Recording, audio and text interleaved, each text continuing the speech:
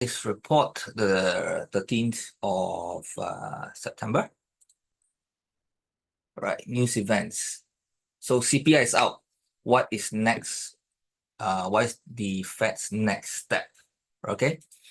Now, before the release of the consumer price index, i.e. the CPI, traders were actually divided between optimism about the Federal Reserve steering the US economy towards a soft landing and concerns that the central bank might have delayed rate cuts for too long.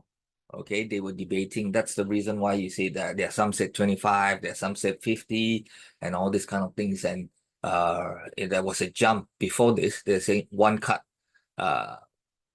looking at it, and then after that they changed it to say, oh, they're looking at 3 cuts right now since the jobs data is not so good.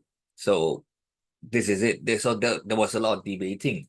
So the CPI data released on Wednesday showed a decline in year-on-year inflation to 2.5% from 2.9%, marking the lowest rate in 3 years, while core inflation held steady at 3.2%. This outcome suggests that in 6 days, the Federal Reserve may proceed with a rate cut. So according to the CME FedWatch tool, there is now an 85% probability of a 25 basis point rate cut in September. The firmer than expected core inflation reading made it more difficult for Jerome Powell to justify a 50 basis point cut in September. Okay, so you have to see not just only the CPI, because at the end of the day, if you remove the more volatile things, okay, food and energy, then you have the core. Core, we did not see that part of it. It was still at steady at 3.2%, no changes. And because of this, I think the Fed will use this as the data just to be careful first and just do 25 and we'll see, right? So in a way, it helped calm the market fears of a steeper rate cut, as concerns about hard landing dissipated. Following this, the S&P 500 rallied 2.8% from its day low, okay, from the day of the news, right? So it is a way that they want to see, because if the Fed says that, hey, we're going to look at the 50, it means one thing. It's a relief, of course, for people who are paying all these loans, but it's also a sign that things are not that well. Okay, so if it's like 25, it's a different case. They said, yeah, things are slowing down, definitely, but not to a point where it is considered we are too late in this cutting exercise. Okay, so market took that as a cue. Everything is still fine, and that's why you see the S&P 500 went up. Now, looking ahead, once the Fed begins reducing borrowing costs, the focus will shift to the pace of subsequent easing. This is the crucial thing. Fed officials have noted that a softening in the labor market could prompt more aggressive rate cuts in the coming months. Yet a series of weaker than expected employment reports has not yet justified rapid cuts.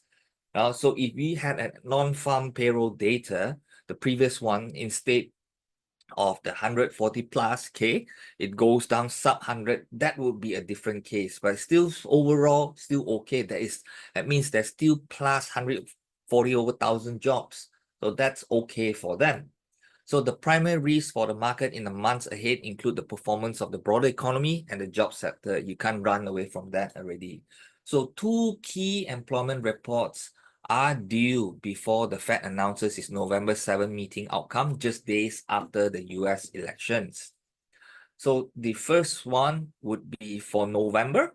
There's a slight leaning towards a 50 basis point rate cut. Okay, as you can see from here, you add these two together, you have 52.4%. Okay, but for the December one, there's a likelihood for another 50 basis point rate cut increase if you have already done the November one. But it increased significantly because that will be 80.4%.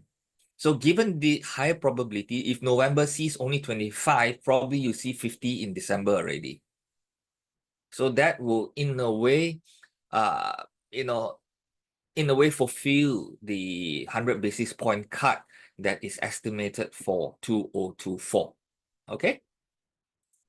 So as the Federal Reserve navigates its steps, market participants will closely watch the interplay between inflation, employment data, and rate cut probabilities.